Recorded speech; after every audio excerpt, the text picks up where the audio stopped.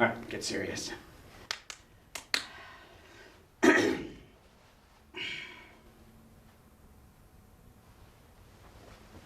Hello, little man. Boy, I sure heard a bunch about you. He knew that if the gooks ever saw the watch, they would confiscate it, take it away. The way your dad looked at it, this watch was your birthright. He'd be damned if any slope is gonna put his Shit. Dang it, dude. All it takes is He'd be damned if any slope is gonna put his greasy yellow hands on his boy's birthright, so he hid it.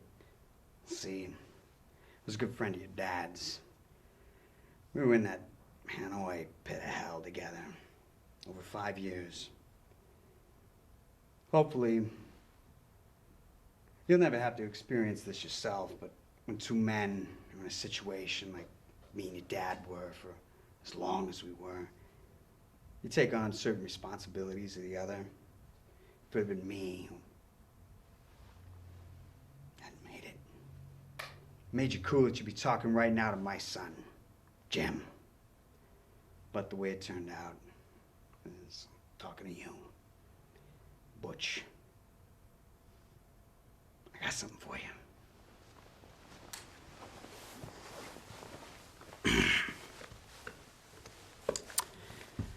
This watch I got here was first purchased by your great-grandfather during the First World War.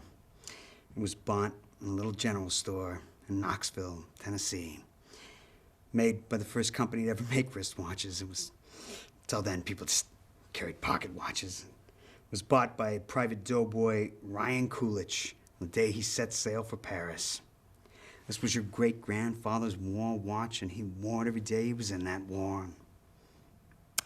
He'd done his duty, come home to your great-grandmother, took the watch off, put a little old coffee can, and in that can it stayed until your granddad, Dane Coolidge, was called upon by his country to go overseas and fight the Germans once again.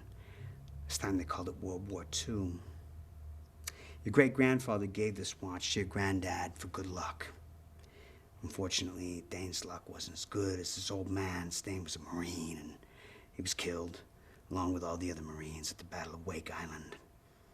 Your granddad was facing death. He knew it. None of those boys had any illusions of ever making it off that island alive, so 3 days before the Japanese took the island, your granddad asked a gunner on an Air Force transport named Wanaki, a man he'd never met before in his life, to deliver to his infant son, we'd never seen in the flesh, his gold watch. 3 days later, your granddad was dead, but Wanaki kept his word. After the war was over, he paid a visit to your grandmother and delivered to your infant father his dad's gold watch, this watch.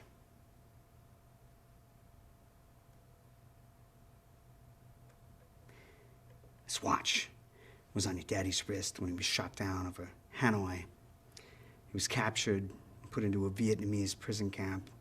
And he knew that if the gooks ever saw the watch, it'd be confiscated, taken away. The way your dad looked at it, this watch was your birthright. He'd be damned if any slope was gonna put his greasy yellow hands on his boy's birthright, so he hid it. One place he knew he could hide something, his ass. 5 long years he wore this watch up his ass, and he died of dysentery. He gave me the watch. I held this uncomfortable hunk of metal up my ass 2 years, and after 7 years, I was sent home to my family. Now, little man, I give the watch to you. Nah, it's not good. That's